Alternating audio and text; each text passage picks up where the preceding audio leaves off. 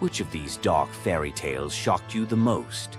Want to uncover more forgotten stories and chilling legends? Subscribe now and dive into the forgotten history of fairy tales.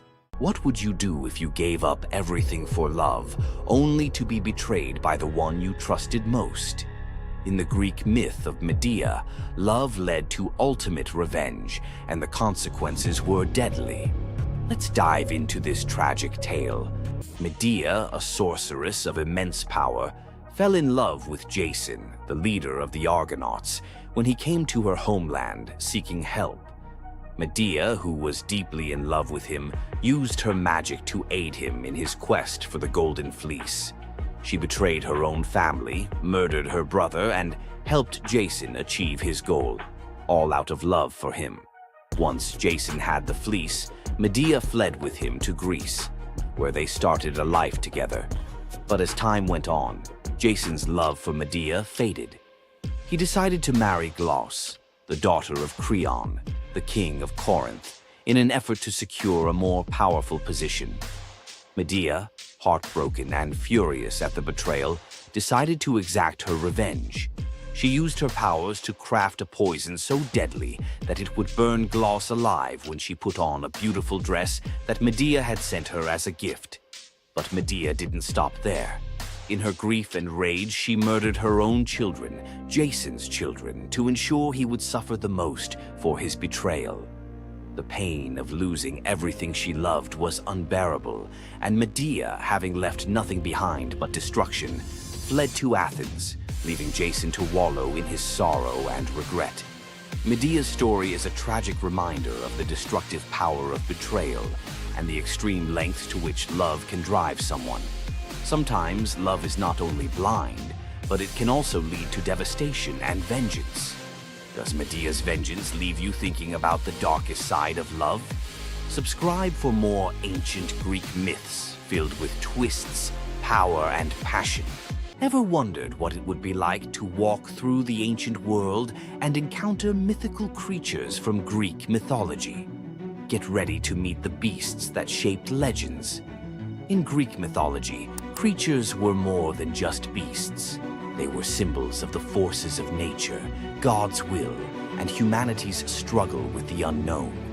From the terrifying Minotaur lurking in the labyrinth to the mesmerizing sirens luring sailors to their doom, these creatures were as captivating as they were dangerous. The mighty Hydra, with its multiple heads that regrew each time they were cut off, was a symbol of unstoppable power. The Cerberus, the three-headed dog guarding the gates of the underworld, represented the barrier between life and death. But not all mythical creatures were monsters. The graceful Pegasus, a winged horse born from the blood of Medusa, symbolizes freedom and the pursuit of the heavens. These creatures still live on in our stories, haunting the shadows of ancient Greece and whispering through the winds of time. Which Greek mythological creature fascinates you the most? Share your thoughts and don't forget to subscribe for more legendary tales from Greek mythology. Imagine being one of the greatest hunters in the world, known for your unmatched speed and skill. But despite all your abilities, your destiny is determined by a simple golden apple. Let me tell you the tragic tale of Atalanta, the huntress who couldn't escape her fate. Atalanta was abandoned at birth by her father, Zeus, who didn't want a daughter. Left to die in the wilderness, she was raised by a she-bear, learning to hunt and survive. As she grew, Atalanta became a legendary warrior, her skills in hunting unmatched. But no matter how great she became, she could never escape one thing: her prophecy. A prophecy foretold that Atalanta would only marry a man who could outrun her in a race. As the years went by, many suitors came, eager to win her hand. But Atalanta, fiercely independent, defeated them all. Her speed was unbeatable, and no man could match her skill. Then came Meleager, a brave hero who had heard of Atalanta's strength and beauty. Unlike the others, he didn't boast about his abilities. Instead, he came prepared with a plan.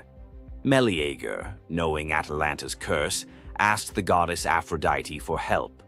She granted him 3 golden apples, which he used to distract Atalanta during their race. As Atalanta raced ahead, confident of her victory, Meleager tossed the apples one by one in her path. The golden apples were so beautiful, they distracted Atalanta just enough to slow her down. In the end, Meleager won the race, and Atalanta was forced to marry him, despite her reluctance to give up her independence. But the story doesn't end in happiness. Atalanta and Meleager's marriage was plagued with regret. Atalanta, still driven by her need for freedom, felt trapped by the very love she couldn't escape. And in the end, Meleager, whose destiny was also marked by the gods, tragically died before she could ever truly be free. Atalanta's story is a tale of love, fate, and the clash between personal destiny and desire. Despite her unmatched strength and independence, her fate was sealed by love, and her story remains a tragic reminder of how even the most powerful can be brought down by what they cannot control. If Atalanta's bittersweet story of fate and love left you in awe, subscribe for more untold Greek myths and the heroes who shaped the ancient world. You've heard of a goddess whose beauty was unmatched. But what if I told you that her beauty wasn't what it seemed? In fact, her allure led to some of the darkest consequences in ancient myth. This goddess, adored by many, held the power to captivate anyone with a mere glance. She was so beautiful that her charm could sway the gods, kings, and mortals alike. But this beauty came with a deadly price. The goddess we're talking about is none other than Aphrodite, the Greek goddess of love and beauty. While she is often depicted as the epitome of grace, sensuality, and allure, her beauty was more of a curse than a gift. Aphrodite's powers extended beyond just physical beauty. Her charm was irresistible, but it came at a cost. Her very presence could bring turmoil. Many heroes and kings fell victim to their obsession with her. Take Paris, for instance. His decision to choose Aphrodite as the fairest of the goddesses set in motion the events that led to the Trojan War. His desire for her beauty caused the death of thousands and the fall of Troy. But Aphrodite's beauty didn't just destroy men, it could break gods too. The tale of her and Ares, the god of war, exemplifies this. While Aphrodite was married to Hephaestus, the god of blacksmiths, her passionate affair with Ares led to chaos among the gods.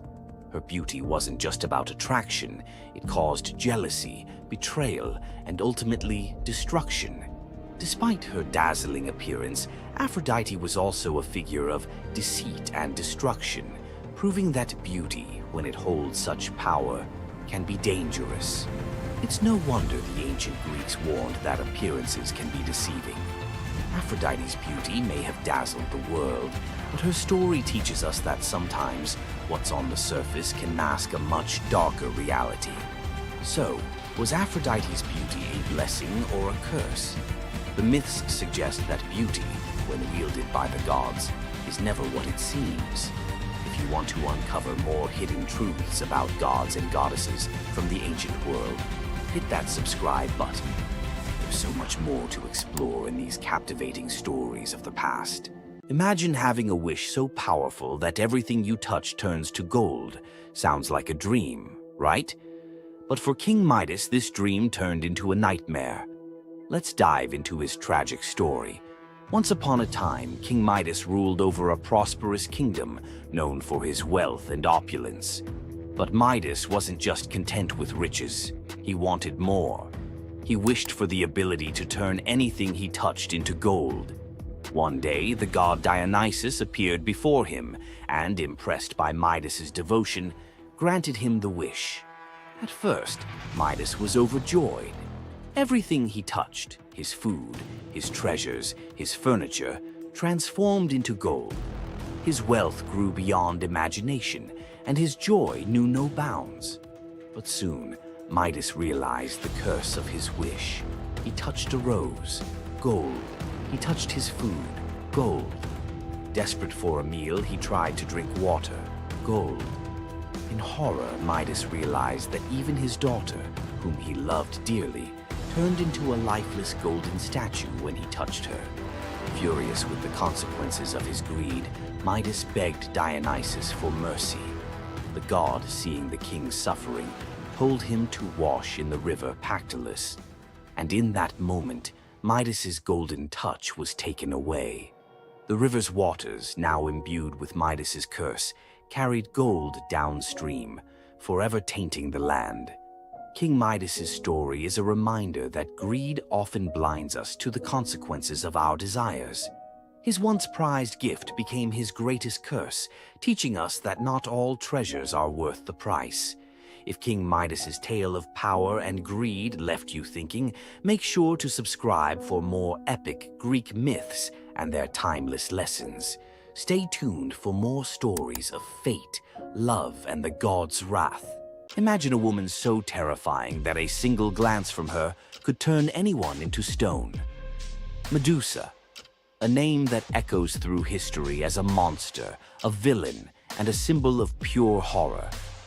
But what if everything you thought you knew about her was wrong? Medusa wasn't always a monster. Her story is one of betrayal, injustice, and a curse she never deserved. She wasn't born a villain. She was made into one by the gods themselves. But even as a victim, she found a way to turn her tragedy into power.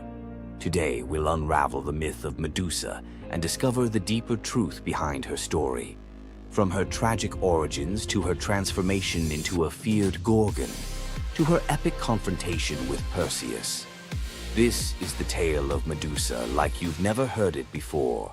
Long before the snakes, before the curse, Medusa was a mortal woman of extraordinary beauty. She wasn't born a monster. She was born human, the daughter of the sea gods, Phorcys and Ceto.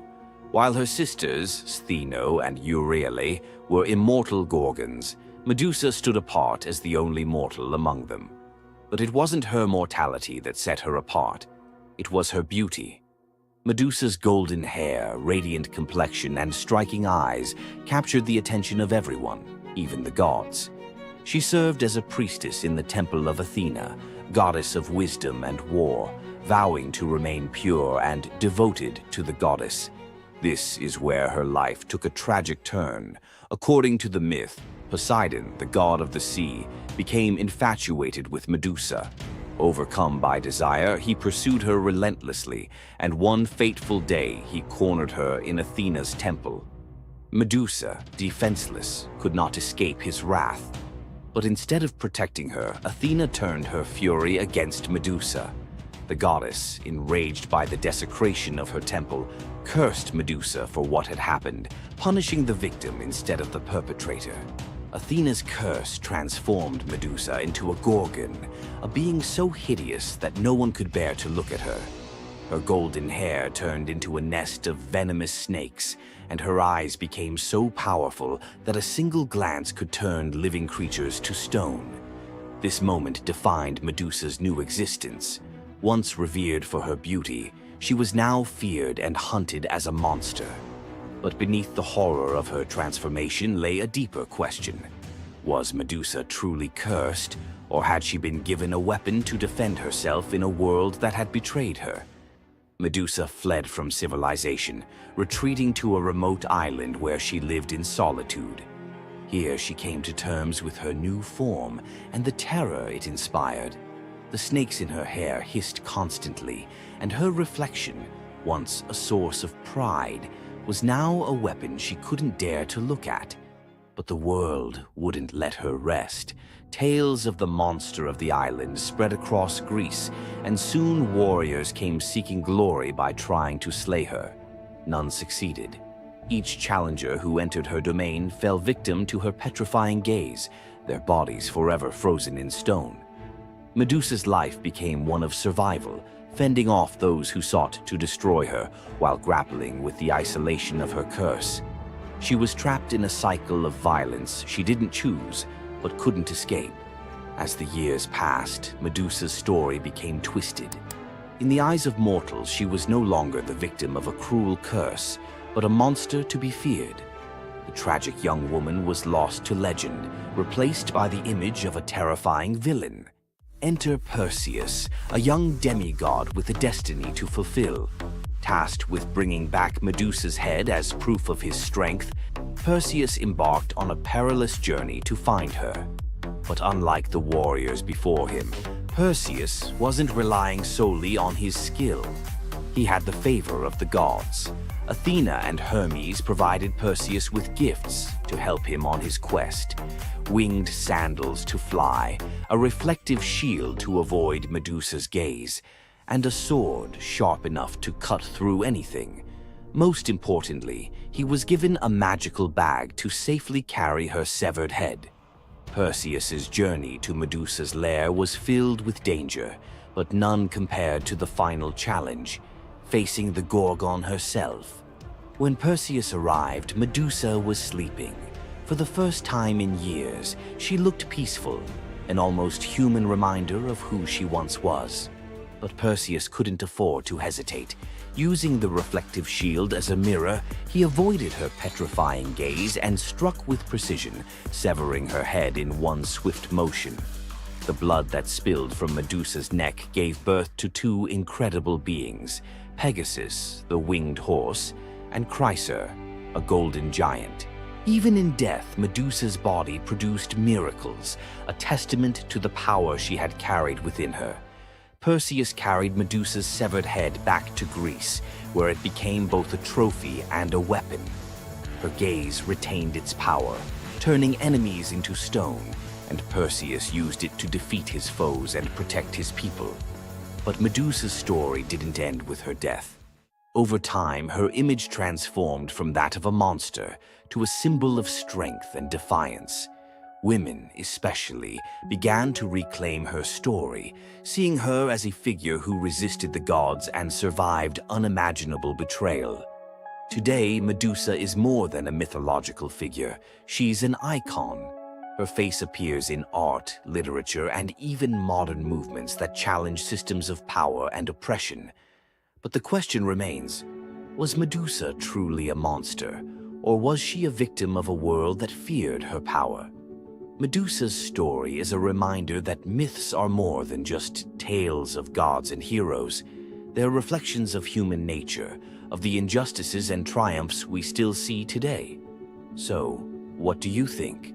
Was Medusa a villain, or was she a misunderstood symbol of resilience? Leave your thoughts in the comments. Give this video a like if you found her story as fascinating as we did. And don't forget to subscribe to the channel for more deep dives into the myths and legends that continue to shape our world. Until next time, keep questioning, keep exploring, and keep looking beyond the surface. We all know Zeus, king of the gods, whose power seems absolute. If there's an ancient force even he won't cross. This is the story of how Zeus was humbled by the goddess of night herself, Nyx. Long before Zeus, there were primordial gods who were the universe's core forces. The most powerful was Nyx. Born from chaos, she is the night. Her domain is the inescapable shadow that falls over the world, and her children are forces like Hypnos, god of sleep, and Thanatos, god of death. Our story starts during the Trojan War. A furious Hera wanted to help the Greeks against Zeus's orders.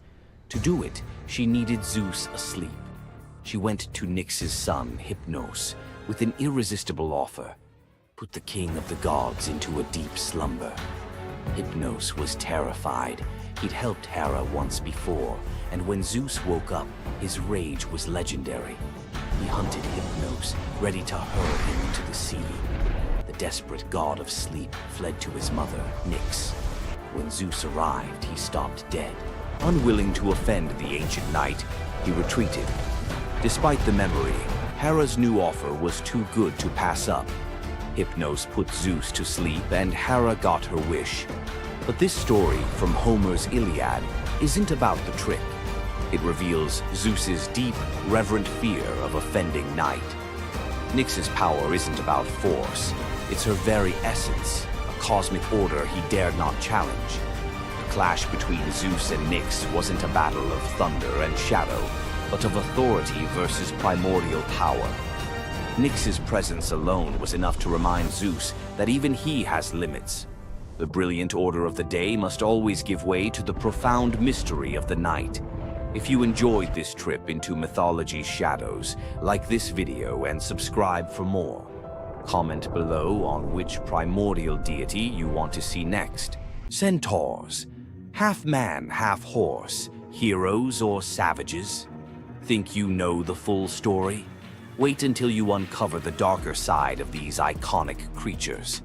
Watch till the end to discover what ancient myths don't tell you about the Centaurs. In Greek mythology, centaurs were seen as both wild and noble beings. They were often depicted as powerful warriors, famous for their strength and skill in battle. But what if the truth behind them was far more sinister than anyone imagined? While some centaurs, like Chiron, were revered for their wisdom and kindness, many others were violent, uncontrollable creatures. These savage centaurs were known for their drunken brawls and uncontrollable rage. The most infamous event? The Battle of the Lapiths and Centaurs, where they fought against the Lapiths during a wedding feast, leading to a massacre of both men and women. Their brutal behavior was more than just a mythological tale. It symbolized the chaos that could occur when civilization collided with the wild, untamed forces of nature. But why did the Greeks depict centaurs this way? Was it a cautionary tale about the dangers of unchecked power and savagery, or a deeper reflection on humanity's struggle between reason and instinct? The darker truth behind the centaur myth might just hold the key to understanding the wild, primal side of ancient Greek culture. Centaurs are more than just mythical beasts. They represent the conflict within us all. If you're fascinated by the hidden truths of ancient myths, don't forget to subscribe for more dark stories from Greek mythology.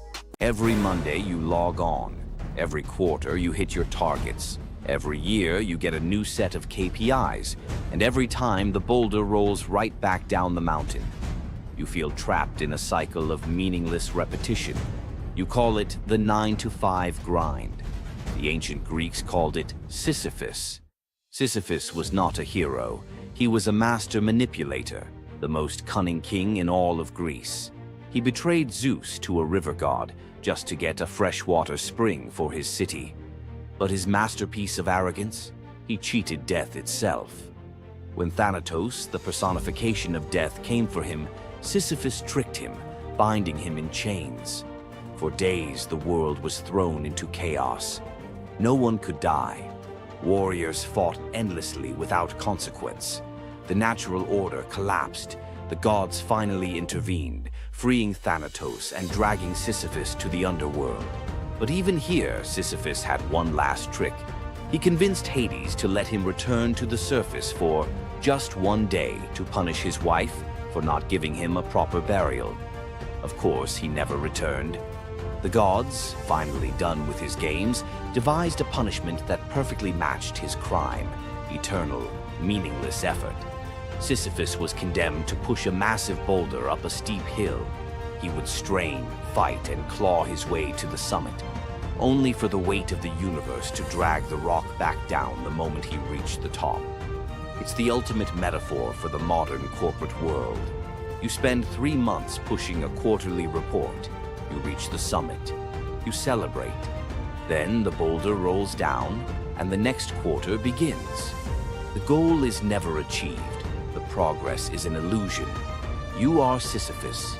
But here is the revolutionary twist, the secret that transforms the myth. The philosopher Albert Camus saw Sisyphus not as a victim, but as the absurd hero. Sisyphus's freedom doesn't come from escaping the mountain, but from accepting the struggle. The moment he acknowledges the futility, the moment he finds meaning in the push itself, in the sweat, the effort, the sheer defiance of continuing, he defeats the gods. His walk back down the mountain is not a walk of defeat, but a moment of conscious, deliberate choice. It is the moment he chooses to be happy. So, the next time your KPI rolls back down the hill, Remember Sisyphus. The goal is irrelevant. The only true freedom is finding joy in the effort, not the outcome. Loki's punishment was brutal. Bound deep within a cavern, his body lashed to 3 jagged rocks with the entrails of his own son. Above him, a serpent hung poised, venom dripping relentlessly onto his exposed skin.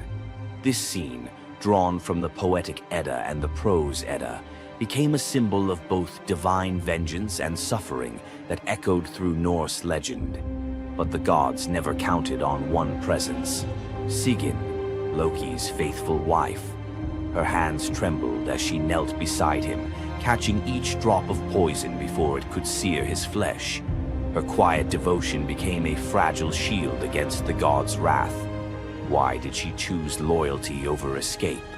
The answer reveals a truth about love that endures even when the world itself seems lost to darkness. Yet before the cavern, before the venom and the silence, there was a betrayal that shook the heart of Asgard.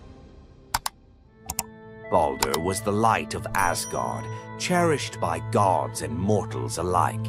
His laughter filled the halls, a warmth that even the golden apples of Idun could not rival. When ominous dreams began to trouble him, his mother Frigg, desperate to protect her son, secured oaths from every creature and object in existence never to harm him. All, that is, except the mistletoe, too slight, too innocent to warrant suspicion. Loki saw opportunity in what others dismissed. He fashioned a dart from that fragile branch and sought out Hoder, Baldur's blind brother. "Here," Loki murmured, placing the weapon in Hoder's uncertain grasp, "let me guide your hand." The dart struck its mark. In an instant, Baldur's light was snuffed out, his presence gone from the world. The gods stood in stunned silence, their joy shattered. Loki lingered in the shadows, the faintest smile on his lips, before slipping away unseen. The Prose Edda tells us the pyre burned for 9 nights. Baldur's wife, Nanna, overcome with grief, cast herself onto the flames, her spirit entwined with his. The gods heaped treasures upon the funeral bier, Odin's ring Draupnir, Baldur's own ship Hringhorni, to honor him, but no offering could fill the void left behind. The air grew heavy with suspicion. As the smoke twisted skyward, word spread of an old woman whispering to Hoder in the moments before the fatal blow. When Thor forced the truth from a trembling servant, silence fell like a shroud. Loki's name was not spoken, but its weight pressed upon every heart. The gods had tolerated his mischief, his clever lies, even the theft of Sif's hair. But this was different. The Poetic Edda names him plainly: Loki, the guileful who brought it about, from which all misfortune came. Odin convened the gods to pass judgment. No mead flowed, no boasts rang out. The All-Father's single eye burned cold as he named Loki Oathbreaker and Kinslayer.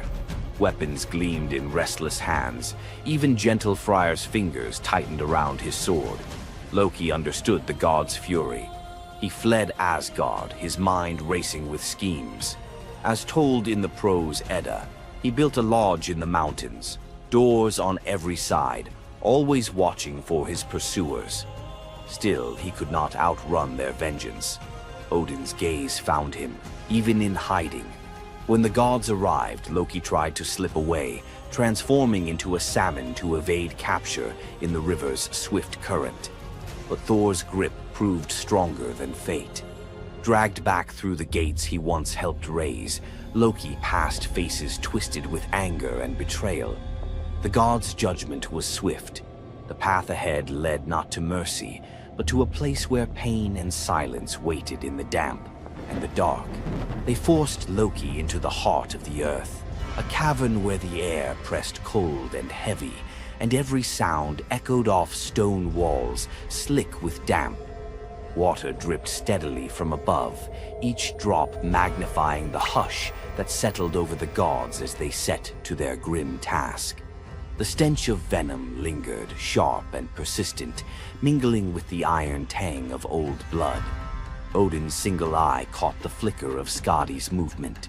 A silent nod passed between them, sealing what would come next. 3 massive boulders, freshly gouged with holes, stood ready. The gods had not brought chains or rope. Instead, they made Loki's punishment a reflection of his own chaos. The prose. Edda tells us they transformed one son, Vali, into a wolf who slew his brother, Nari. With the entrails of Nari turned to iron by the gods' will, they bound Loki fast, wrists, neck, thighs, and ankles locked tight against the unyielding stone. As the Völuspá declares, with the guts of his ice-cold son, the killer is bound. Each knot and twist was deliberate, a reminder that his own blood now held him captive. The weight of the rocks pressed into his flesh, a constant ache that would never fade. Skadi stepped forward, her presence sharp as frost. In her hands a serpent writhed, its fangs gleaming. She fixed the creature to a stalactite directly above Loki's face. "For Balder," she said, her voice steady and cold. The serpent's jaws parted, and a bead of venom gathered at its tip. It hung for a moment, then fell. Loki's scream reverberated through the cavern, his body arching in agony as the venom burned into his skin. The pain was relentless, searing into bone, and the world above felt its echoes, earthquakes shaking Midgard, rivers shifting, the roots of Yggdrasil quivering. The gods watched in silence, their faces unreadable. Justice, they believed, had been served. As the serpent's venom continued its slow assault, the rhythm of torment became all-consuming.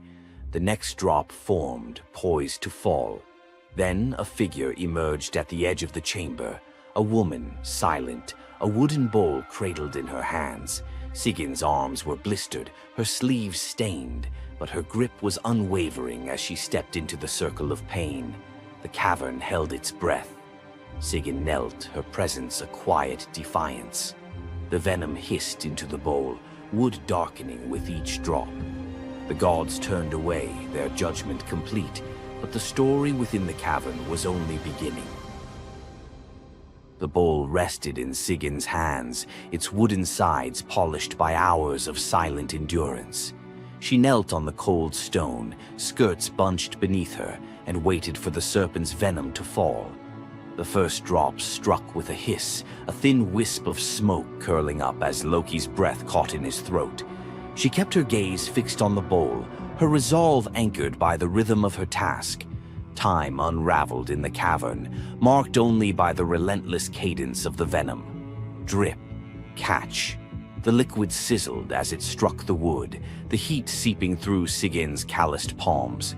Each shift of her grip was subtle, a quiet adjustment to keep the bowl steady as her arms ached.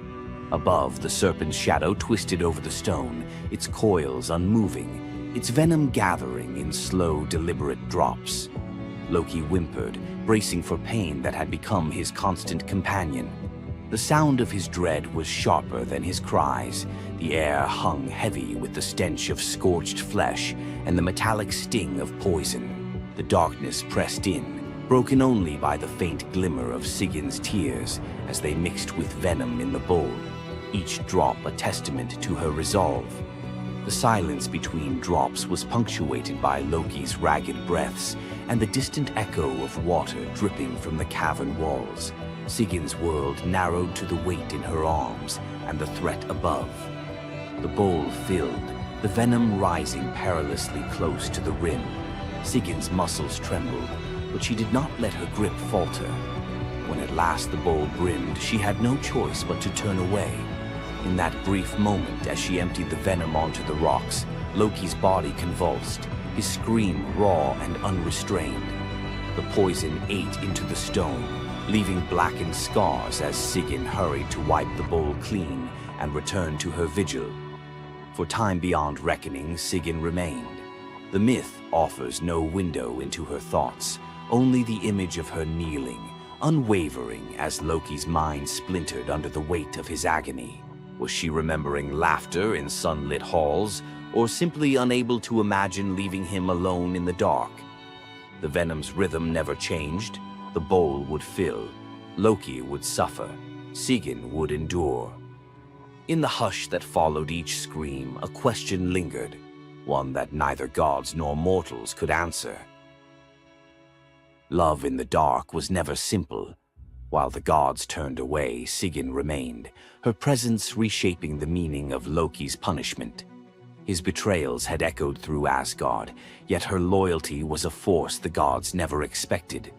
The Eddas offer no window into Sigyn's thoughts, recording only her actions.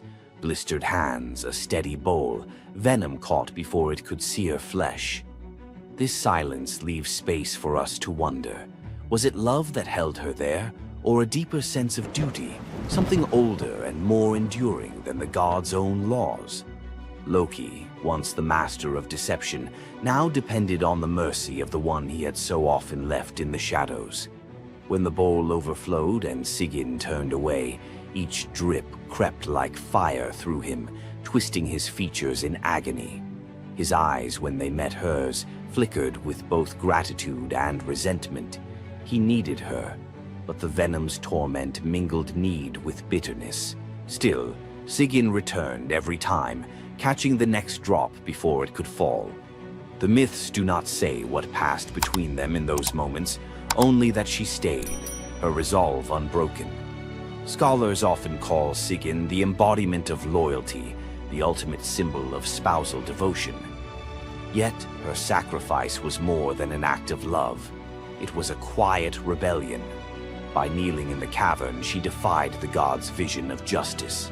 Odin had crafted Loki's punishment to be absolute, to break him alone in the dark. Sigyn's refusal to abandon her husband became a shield, her presence a silent protest that denied the gods complete victory.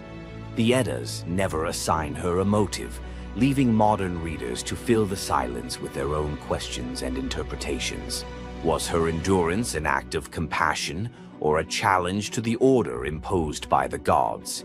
Each drip marked the passage of time, each bowlful a measure of suffering and steadfastness. Loki's laughter, once quick and sharp, faded into broken gasps. His words, sometimes curses, sometimes pleas, found no purchase. Sigyn's hands grew raw and ruined, but she did not falter. The cycle of pain and mercy continued, unbroken. In the end, it was not just Loki who endured the gods' punishment. Sigyn's vigil transformed it, turning isolation into a shared ordeal. In the darkness, her silent defiance and unwavering love became part of the myth, a testament to the power of presence, even when the world has turned away. Sigyn's vigil stands as one of Norse myth's quiet marvels, a steady presence in the shadows, her strength measured not in battle, but in endurance beside the one the gods condemned. As Loki writhed beneath the venom's relentless burn, Sigyn's hands never wavered. The Eddas remember her not for words or deeds of glory, but for the silent rhythm of her care. Her story reminds us that sometimes love endures in darkness. Sigyn's vigil continues until the twilight of the gods, Ragnarok, whenever that may come. Would you have stayed? If Sigyn's silent strength moved you, let us know in the comments or share your favorite Norse hero below. Thor, the thunder god, woke up to find his greatest nightmare had come true. Mjolnir, his mighty hammer that could level mountains and control lightning itself, was gone. Without it, the thunder god was powerless, vulnerable, and mocked. The weapon that defined his very identity as protector of Asgard had vanished without a trace. But what happened next would humiliate him more than any defeat in battle. To get his hammer back, Thor would have to do something that went against every fiber of his warrior identity. You won't believe the disguise he ends up in. It all began on what should have been an ordinary morning in Asgard. Picture Thor reaching for the leather grip that had been at his side for countless centuries, his fingers closing around nothing but empty air. The spot where Mjolnir should rest felt cold and wrong, like a missing tooth that your tongue keeps finding. Thor's morning routine, as predictable as sunrise over Asgard's golden halls, shattered in that single moment of realization. The hammer forged by dwarven masters, the weapon that could summon lightning and level mountains, had vanished without so much as a whisper of sound. The initial shock hit Thor like a physical blow. His hand remained suspended in space, still reaching for what wasn't there. Then panic crept in, cold and relentless. He let out a blood-curdling roar of sheer rage, the whole palace trembling. Without Mjolnir, he was powerless, vulnerable, and mocked, stripped of the weapon that made him Asgard's primary defender. The enemies that prowled the borders of the Nine Realms knew about his mighty hammer. They counted on Thor's strength to keep them at bay. Now that strength was gone. Word spread through Asgard's halls faster than wildfire. The other gods gathered in emergency council, their faces grave as they grasped the full scope of the crisis. Odin's ravens had brought no news. The watchmen at the gates had seen nothing. Mjolnir had simply disappeared, as if it had never existed at all. The assembled gods understood what Thor's loss meant for their realm. Asgard stood vulnerable, its greatest protector reduced to a shadow of his former self. Loki stepped forward through the crowd of worried gods, his familiar, cunning smile playing at the corners of his mouth. He offered to investigate the theft using his shape-shifting abilities, volunteering to venture where other gods could not go undetected. The council accepted his proposal immediately, desperate for any lead in their search. Thor watched his brother prepare for the mission, knowing that Loki's success or failure would determine his own fate. Loki first borrowed Freya's magic feathered coat, allowing him to fly in falcon form to Jotunheim without raising alarms. Each dead end pushed Thor deeper into desperation. He imagined facing his enemies defenseless, their laughter echoing as they realized the thunder god carried no thunder. The trail finally led to the most dangerous territory of all, Jotunheim, the realm of the giants. Loki strode into the council chamber with the confident gait of someone who had solved a mystery, but his expression carried an ominous weight. The giant Thrym, lord of the frost giants, had openly boasted about his theft from his massive throne of ice and stone. He had buried Mjolnir 8 leagues beneath the frozen earth of his realm, thrice deeper than any giant's hall, he claimed, placing it where even Thor's strength would be useless. Thrym had what he thought was a simple demand for the Norse gods. He wanted the beautiful goddess Freya as his bride in exchange for the hammer's return. The giant had fixated on her legendary beauty and grace, convinced that possessing both Mjolnir and the goddess of love would make him the most powerful being in all the 9 realms. His arrogance knew no bounds as he described his elaborate wedding plans to Loki, speaking of golden halls and feasts that would last for weeks. Thrym believed the gods had no choice but to accept his terms. When Loki spoke to the council about Thrym's demand, the council fell silent. Freya's reaction shattered the tense quiet that followed Loki's report, causing her rage to break the Brysinger necklace, its gems scattering across the floor in glittering fragments. She declared she would rather throw herself into the deepest ocean than marry the frost giant who dared make such a demand. The gods found themselves trapped in an impossible situation. They could sacrifice one of their most beloved goddesses to a giant's lust, or they could leave Thor permanently weakened and Asgard vulnerable to every enemy that prowled the borders. The council erupted in frantic debate. Some suggested launching a full assault on Jotunheim, but Thrym's fortress was impregnable and his army vast. Others proposed trickery or negotiation, but every path led to either devastating war or humiliating surrender. Heimdall, the far-seeing guardian who watched over the Rainbow Bridge, had remained silent throughout the heated discussions. When he finally spoke, his words stopped every conversation in the hall. His suggestion was so outrageous, so completely unthinkable, that even Loki's jaw dropped open in shock. The gods stared at Heimdall as if he had lost his mind, but they were out of other options. What he proposed, however, would challenge everything Thor stood for as a warrior. Heimdall's words hung in the air like a challenge to the very foundations of Norse honor. The far-seeing god had suggested that Thor disguise himself as a bride and infiltrate Thrym's wedding feast to recover Mjolnir. He spoke with calm authority, tie housewife's keys about his waist, and pin bridal jewels upon his breast. The idea was so fundamentally opposed to Norse concepts of masculine honor that Thor's initial response shook the very walls of Asgard. He declared the plan preposterous and swore he would never hear the end of it if word spread that the Thunder God had dressed as a woman.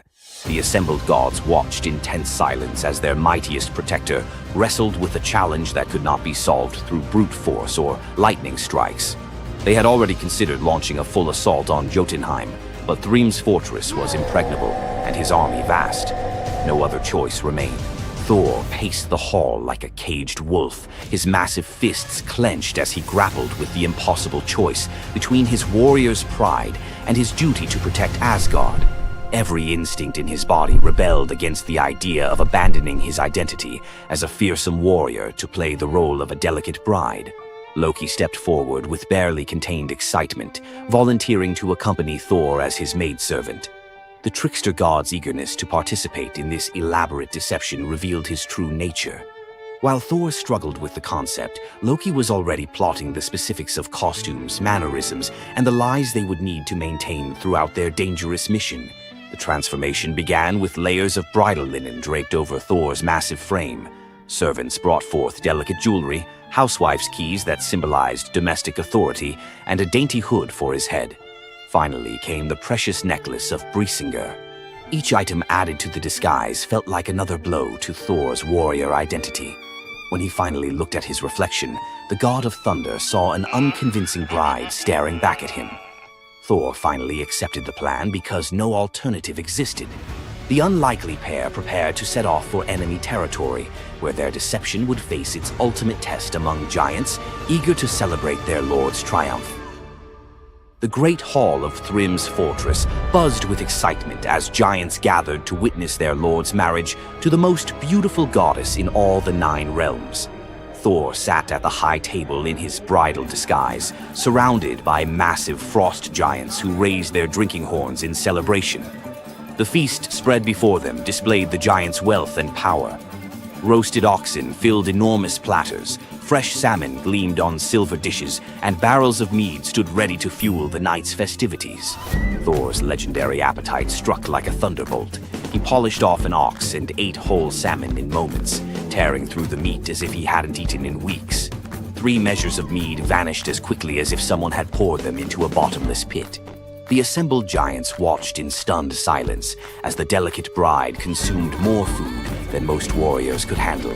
Thrym's eyes narrowed with growing suspicion.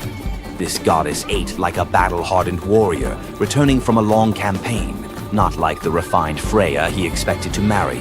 Loki stepped forward with the smooth confidence of a master storyteller. He spun a tale about Freya's 8-day fast in eager anticipation of reaching Jotunheim and marrying the mighty Thrym. The explanation painted a picture of a lovesick goddess, so excited about her wedding that she had refused all food during her journey. The giants nodded in understanding, their suspicions melting away as they accepted this romantic explanation. Thrym felt honored by such devotion and relaxed completely, his doubts vanishing. Beneath his bridal veil, Thor's rage simmered like molten metal ready to explode. Every moment at the feast brought new challenges as he struggled to maintain feminine mannerisms while surrounded by his enemies. His massive hands shook with barely controlled fury as he watched the giants celebrate what they believed was their victory over Asgard. The critical moment finally arrived. Thrym commanded his servants to bring Mjolnir forth, the very moment Thor had trained his eyes on since dawn. The servants placed the legendary weapon before the disguised bride as part of the traditional ceremony. Thor's fingers closed around Mjolnir's familiar handle, and lightning immediately crackled through the hall. He ripped away his bridal veil and roared his true identity to the shocked giants. Thrym's eyes widened in terror as he realized the bride he had been celebrating was actually the god of thunder himself. Thor swung Mjolnir, killing Thrym instantly after crushing his skull with Mjolnir, then turned on the assembled giants, and even the pleading giantess met Mjolnir's crack before the hall fell silent. The theft that had begun with arrogance ended in complete destruction. This tale revealed